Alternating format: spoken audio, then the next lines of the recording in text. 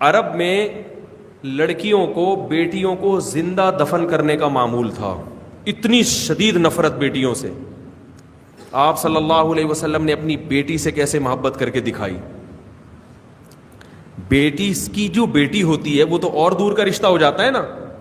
حدیث میں ہے، صحیح مسلم کی حدیث، صحابہ کرام کہتے ہیں کہ ہم ظہر کی نماز میں آپ صلی اللہ علیہ وسلم کا انتظار کر رہے تھے کہ امام کائنات آئیں گے اور مسجد میں نماز پڑھائیں گے. عجیب منظر دیکھا. آپ صلی اللہ علیہ وسلم اپنی نواسی کو کندھے مبارک پہ اٹھا کے مسجد میں لا رہے ہیں. اس میں حکمت کیا تھی وہ میں ابھی بتاتا ہوں آپ کو. صحابہ حیران، بھائی امام اپنی 2 سال کی نواسی اسے کندھے مبارک پہ بٹھا کے مسجد میں آ رہے ہیں. چلو صحابہ نے سوچا کہ ابھی رکھ دیں گے، لیکن اقامت ہوئی اور آپ صلی اللہ علیہ وسلم نے اس بچی کو کندھے پہ بٹھائے ہوئے ہی تکبیر تحریمہ کہی اور نیت باندھ لی. یہ اور حیرانگی کی بات، کیسی محبت کا اظہار کر رہے ہیں. کس کے ساتھ؟ اپنی نواسی کے ساتھ. پھر جب نبی رکوع میں گئے ہیں تو بچی کو کندھے سے اٹھا کے نیچے رکھا گر نہ جائے. سجدے سے جب اٹھے ہیں دوبارہ اٹھا کے کندھے میں بٹھا لیے. 4 رکعتیں آپ صلی اللہ علیہ وسلم نے اس طرح سے پڑھی ہیں. اب شارحین حیران ہیں کہ جو کام نبی نے پوری زندگی نہیں کیا وہ اس دفعہ کیوں کیا. تو علماء لکھتے ہیں عرب کے دل سے بیٹی کی نفرت نکالنے کے لیے. بہت مشکل ہے سمجھانا بھائی، بہت مشکل ہے.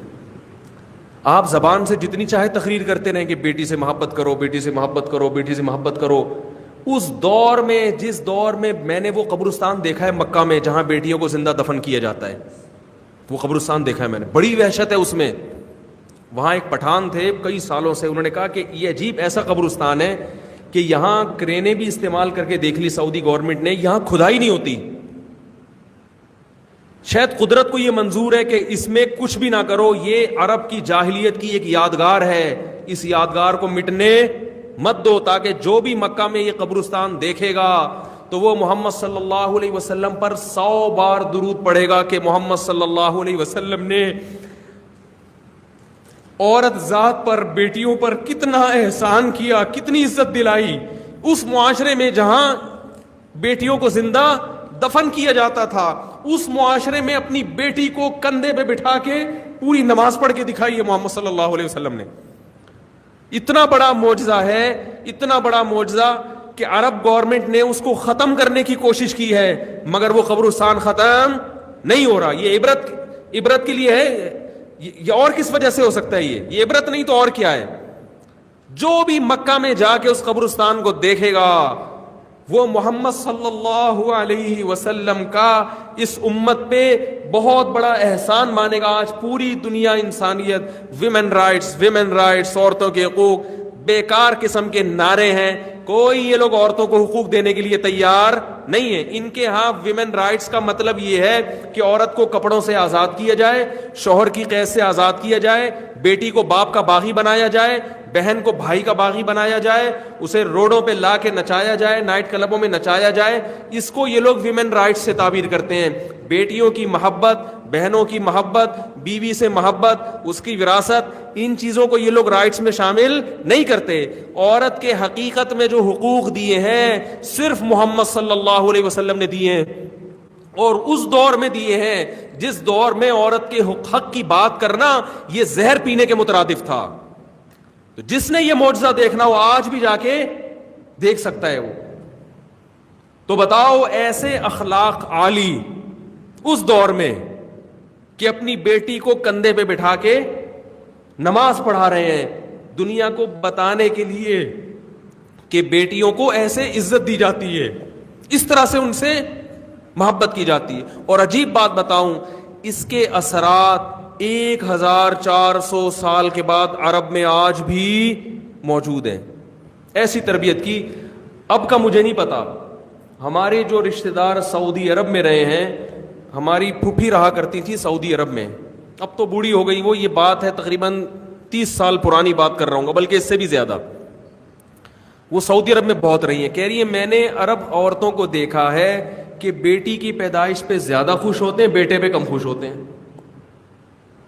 یعنی نبی صلی اللہ, عرب میں بڑی خرابیاں آ گئی, بہت کچھ خراب ہو گیا اس میں, لیکن وہ جو اثرات تھے نا کہ بیٹی کی محبت, وہ آج بھی الحمدللہ, بولو بھائی, آج بھی باقی ہے.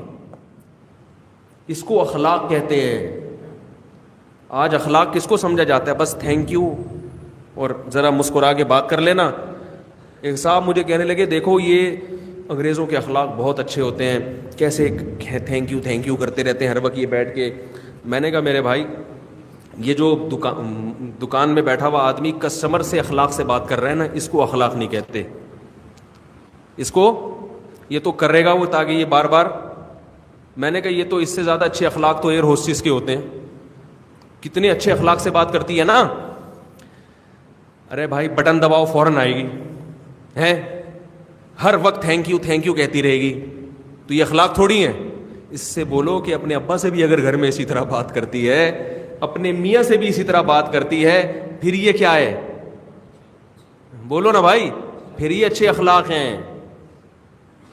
اگر میاں گھر میں بیگم کو بلائے, بٹن دبائے, فوراً آ جائے گی اور فوراً پوچھے بتائے کالی والی کولڈ ڈرنک پئیں گے یا.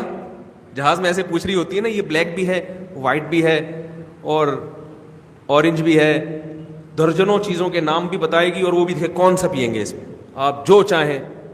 اگر آپ کہیں نہیں پینا تو بھی سوری کرے گی, سوری میں نے آپ سے پوچھ لیا, آپ کو اس پہ بھی تکلیف ہوئی ہو. اتنے اچھے اخلاق اگر اس کے اپنے میاں کے ساتھ ہوں, اپنے ابا کے ساتھ ہوں, اپنے بھائیوں کے ساتھ ہوں, پھر تو یہ واقعی وہ اخلاق ہیں جو نبی نے سکھائے. یہاں جو یہ اخلاق کا مظاہرہ کر رہی ہے, یہ اخلاق نہیں ہے, یہ تکلف ہے, یہ بناوٹ ہے, کیونکہ اسے اس کے پیسے ملتے ہیں. اگر یہ اس طرح سے بات نہیں کرے گی تو کمپنی اس کو تنخواہ نہیں, ان کو مسکرانے کے پیسے ملتے ہیں. اخلاق شروع ہوتے ہیں سب سے پہلے بوڑھے والدین کے ساتھ. ایک چھوٹا سا قصہ بس واقعہ سنا کے میں بات کو جلدی سے سمیٹتا ہوں. ہمارے ایک دوست ہیں کینیڈا میں, انہوں نے اپنے والد کو بلایا پاکستان سے کینیڈا علاج کے لیے. کہاں سے بلایا؟ کہاں؟ کینیڈا. بڑا ٹھیک ٹھاک خرچہ ہے. میں نے کہا پاکستان میں علاج کیوں نہیں کرا رہے؟ کہنے لگے یار یہاں بوڑھوں کی کیئر نہیں ہوتی, اخلاق اچھے نہیں ہیں, نرسیں ایسے ہی, وہ میرے بوڑھے والد ہاسپٹل میں ہوں گے اور نرسیں کیئر نہیں کریں گی, اللہ نہ کرے کوئی مسئلہ نہ ہو جائے, تو میں یہاں لے کے آ رہا ہوں کیونکہ یہاں نرسوں کے اخلاق بہت اچھے ہیں, بوڑھوں کے ساتھ بہت اچھا بیہیویئر ہوتا ہے, ان کا بڑا اچھا ایٹیٹیوڈ ہوتا ہے. تو میں اس لیے, تو گویا وہ دوسرے لفظوں میں تعریف کر رہے تھے کہ یہاں والوں کے اخلاق مسلمانوں سے اچھے ہوتے. میں نے پکڑ لیا ان کو.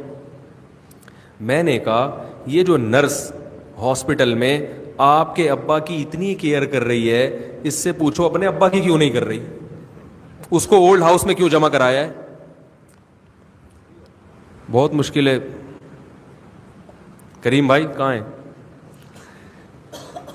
میں نے کہا کہ اگر یہ اتنے اچھے اخلاق ہیں بوڑھوں کے ساتھ, اپنے ابا کو وہ کہاں جمع کراتے ہیں؟ اولڈ ہوم میں نا. میں نے کہا اپنے ابا اولڈ ہوم میں, اور آپ کے ابا ان کو پورے وقت پہ پیمپر بھی چینج ہو رہا ہے اور ساری ایک ایک چیز کی ان سے. میں نے کہا یہ اخلاق نہیں ہے, یہ یا تو حکومت کے قانون کا ڈنڈا ہے یا تنخواہ ہے. اور میں نے کہا کہ ہمارے ہاں پاکستان میں جو نرس ہے, ہو سکتا ہے آپ کے ابا سے اچھا سلوک نہ کرے, مگر اپنے ابا کو گھر سے باہر نہیں, اپنے ابا کے روزانہ جا کے خیریت پوچھے گی وہ.